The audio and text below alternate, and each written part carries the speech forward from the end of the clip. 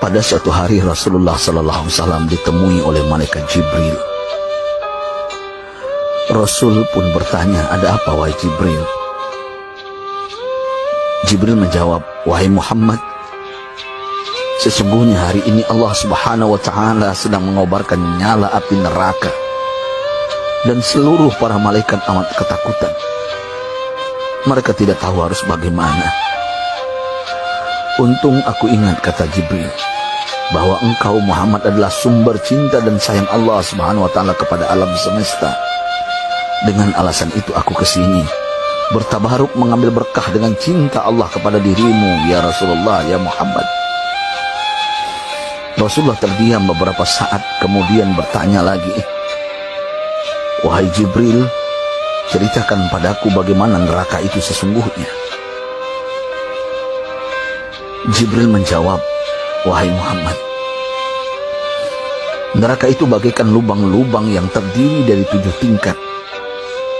Jarak antara satu lubang dengan yang lain ialah perjalanan 70 tahun. Lubang paling bawah adalah lubang yang paling panas." Nabi SAW meneruskan pertanyaannya, "Lalu siapakah penghuni lubang-lubang neraka itu, wahai Jibril? Sampaikan kepadaku, Jibril." Jibril menjawab, "Lubang yang paling bawah diciptakan untuk orang-orang munafik.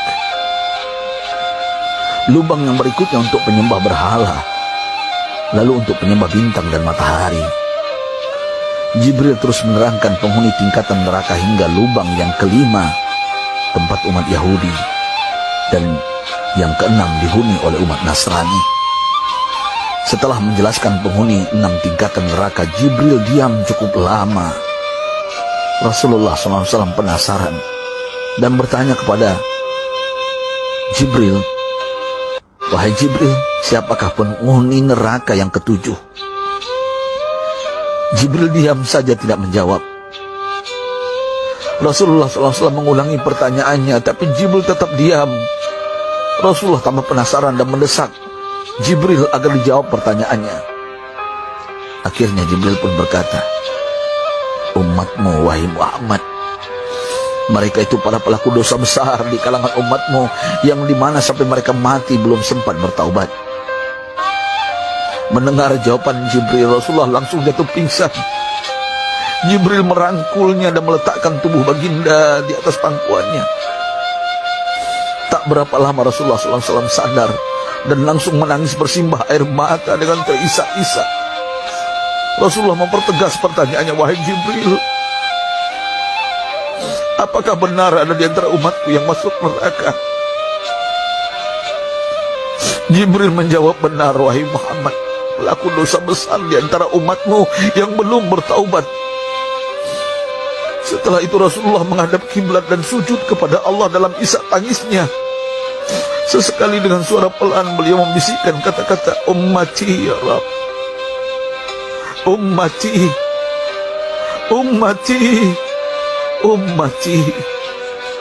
Beliau SAW tidak mengangkat kepalanya dalam keadaan seperti itu selama 3 hari 3 malam, kecuali setiap Bilal bin Rabah mengumandangkan azan, barulah beliau bangkit untuk menjadi imam, dan setelah itu kembali sujud lagi.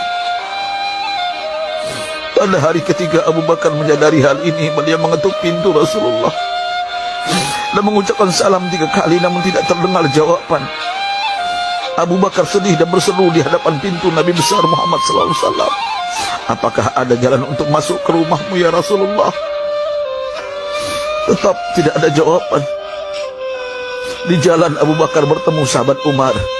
"Mengapa engkau menangis, wahai Abu Bakar?" kata Umar. Abu Bakar menceritakan keadaan Rasulullah SAW. Maka Umar pun melangkah menuju rumah Rasulullah dan terjadilah hal yang sama. Umar pun pulang dan menangis.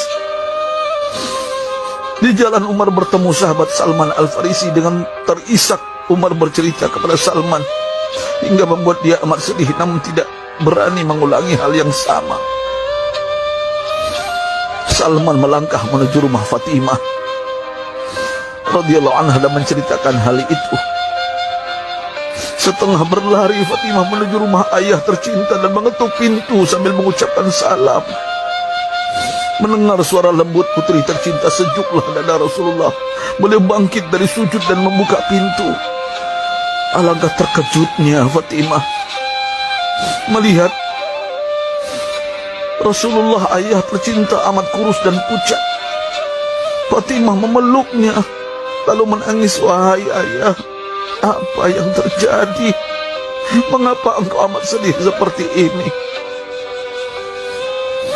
Rasulullah kembali menangis dan berkata dengan suara lirik, wahai Fatimah, belahan jiwaku, bagaimana mungkin aku tidak sedih sedangkan Jibril mengatakan akan ada kelak umatku yang akan masuk neraka.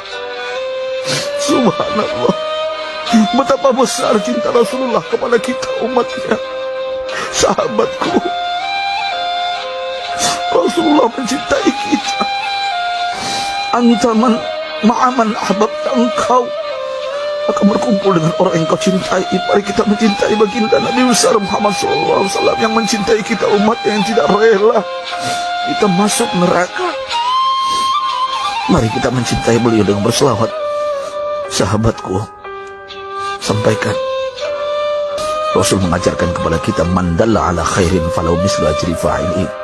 Siapa yang menunjukkan kepada kebaikan, maka dia akan mendapatkan pahala seperti orang yang mengerjakannya. Mudah-mudahan ini menjadi pahala jariah bagi kita.